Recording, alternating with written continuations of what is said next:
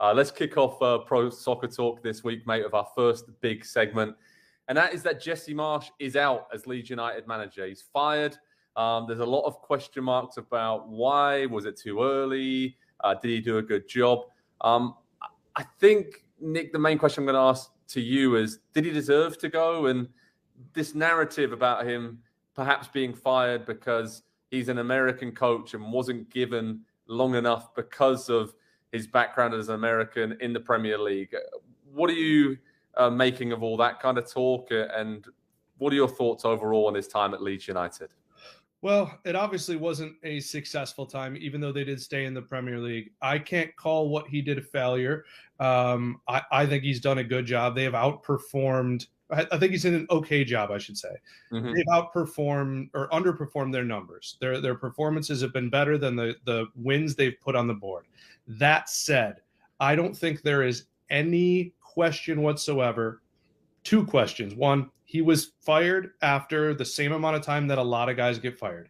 Frank Lampard, Steven Gerrard, Dean Smith, and those three guys are very well known in England, basically spent around the same time at their most recent Premier League clubs. That said, Joe, you and I, we're on social media. We know what's sung at the stadiums. You're there a lot. The fans drove the anger, I think, a little bit faster than would have happened had he been Jesse Marsch from Hertfordshire. Is that a place? Did I get it right? Sounds right. Okay. Yeah. It's a new shire. Anyway, Bilbo's from there. But I just think that it was exacerbated because the fans gave him less time because he was American and he did some American things. But I don't like that he was let go. I understand why he was let go. Yeah, I'm with you on that. I mean, looking at the pure stats, it's 11 wins in 37 games in all competitions during his nearly a year spell at Leeds. And I think what really did it, Nick, was the 2 wins in the last 17 Premier League games and the fact that they started the season so well, had a lot of promise. And then it was just those constant defensive issues, not being able to hold on to leads, pardon the pun, and just not seeming to develop again. It seemed like at the end of last season was a totally different job, right? Come in, replace Marcelo Bielsa, the impossible job for many, but he galvanized that team and kept them in the Premier League on the final day of the season. And it looked like over the summer they'd kicked on and progressed, had a good start, but then it just stalled. And then there was no real plan, it seemed like, to say, okay, this is a new look Leeds. But he just spent a lot of money. They backed him a lot in the January window. So I think that was quite surprising to me that this happened that early.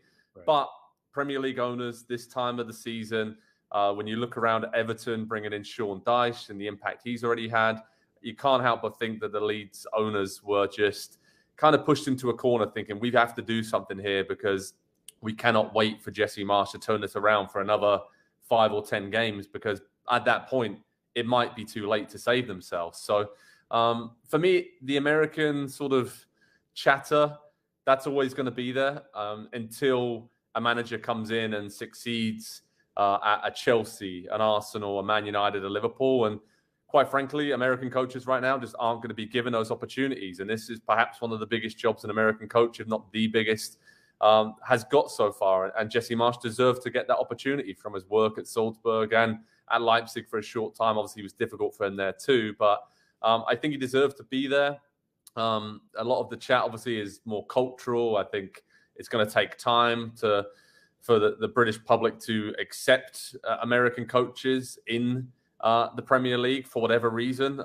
There's a lot that goes into that, I think, and kind of having a foot in both camps, living in the US and the UK a lot. It is something I think about a lot and spoken to a lot of American players and coaches about. And I think it's just ingrained into culture for a while. But I speak to a lot of younger football fans in England and around the UK, and they have a lot of respect for American players and American coaches and Major League Soccer and the way the US team has played. So I think we're getting there, and there's going to be more and more opportunities. And like you said, I think Jesse Marsch did a good job, did an okay job at Leeds to keep them up, to build a decent team. They're not cut off. They're not, at the bottom of the table, but it was going to take a lot for him, I think, to turn this around. But saying that, the display at Man United suggests the quality is there. I mean, the 2-2 draw. Do you think it just was a bit of luck for Leeds that they were lacking under Jesse Marsch? And do you think they're going to stay up with the quality they have already and the quality of additions they brought in January. Because again, spent big in key areas. Weston McKennie coming in, Ritter up front. They got some key parts there. Yeah, I do think it was strictly a form of luck, and I do believe we'll also see that this weekend, although it is at Ellen Road, and it'll be pretty noisy there. Yeah. Look, they lost the XG battle yesterday. I know a lot of people don't like to hear about that, but they lost the XG battle 2 to 0.55. Their last 4 games in which they collected 2 points, they won 3 of the 4, and 2 of them comfortably, and a 2-1 loss to Villa and a 1-0 loss to Forest. So I think the performance was arguably about the same. The difference was they scored twice, and then they allowed 2 goals, of course, which we see. I think over the next few weeks, it's going to be interesting. Who are they going to bring? Who do they judge to be a step up? Was it something, not that people don't like Jesse Marsch, but just that his voice didn't resonate with that particular group of players? And sometimes that's not a fault of a coach or the particular players. It's just a fit that didn't work. It's a little bit surprising. I don't know. I mean, Joe, do you think they're going to stay up? Right now, I don't think so. I think Everton have a better chance of staying up given the hiring of Sean Dyche, and I'm pretty sure whoever made the move for him down there at the bottom amongst that kind of 6 or 7 teams would be in a better position, and I feel confident about them. I think it's going to be awfully tight, exactly the same as last season, go down to the final day. I think there's a bunch of teams there who are just as bad or just as good as each other, right? I mean, there's not much between them. So, like you said at the very top, a good team is going to go down this season. And unfortunately, I think it might be Leeds United. And maybe that would be the case if Jesse Marsch stayed. We don't know who's going to come in. So let's wait and see. But the final thing on the American angle, I just want to point out, I think that Jesse Marsch got fired at Leeds because he did an okay job over the last nearly a year. That was probably about 75 to 80% of it. And I think the final 15 to 20% was probably the American angle. I think gives you a shorter leash as a coach in Europe and especially in England. And I just wanted to point that out, that I think generally he did an okay job, but I don't know how many complaints he can really have when all is said and done, because he was given nearly a year. Yes, a summer window, a January window. He didn't get to work with that. So I think he probably would have wanted another few months until the end of the season to fully judge him. But we know you don't get that kind of time in the Premier League. So, Nick, on Marsch, though, what's next for him? Do you see him staying in Europe, maybe going back to the Bundesliga, getting a gig there? Or the US men's national team job? That's a big one, right, that everyone keeps talking about. There's an opening there now. Kind of seems like it might be the perfect time for him. But US Soccer's already come out and said they want to hire a general manager and a sporting director first. And then hire a head coach. So it's interesting for him. What would you do, or what would you kind of focus on if you're Jesse Marsch? Yeah, I wonder if this will be a case of trains passing in the night, because Jesse Marsch, I think almost undoubtedly and probably before the end of the season, is going to get a job offer somewhere. Yeah. And U.S. soccer, as much as I would, I'm antsy, I would love to see Jesse Marsch in charge, and I would sort of reactionary wise understand if they skipped what they were talking about, but they just keep talking about Sportsology, the group they've hired to help them appoint a GM. That same group is going over everything in regards to coaching candidates, and I think they're doing the right thing.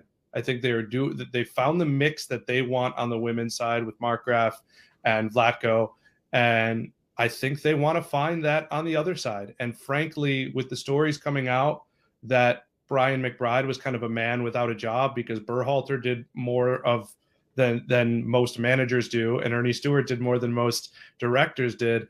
I want to make sure they get it right on the men's side, because whoever they hire, and let's face it, at the level of national team coaches, Joe, your setup, how you operate, and having a clear communication of your goals to the players is oftentimes just as important as whatever figurehead you could put in charge of the job.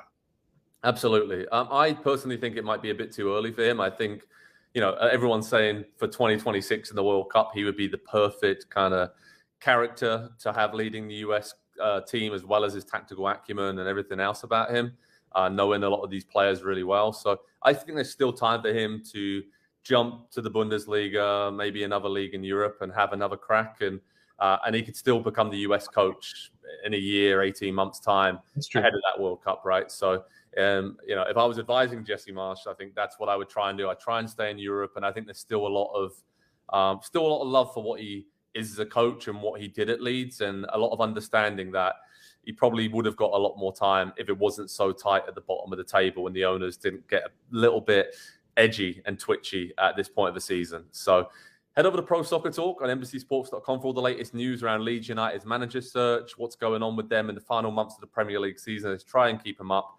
But Jesse Marsch, it was fun to have you in the Premier League. Hopefully he'll be back in the future. But right now it's interesting to see where he ends up, and we'll keep you updated at PST and what happens with Jesse Marsch's future as a coach, be it in Europe, the US, or elsewhere.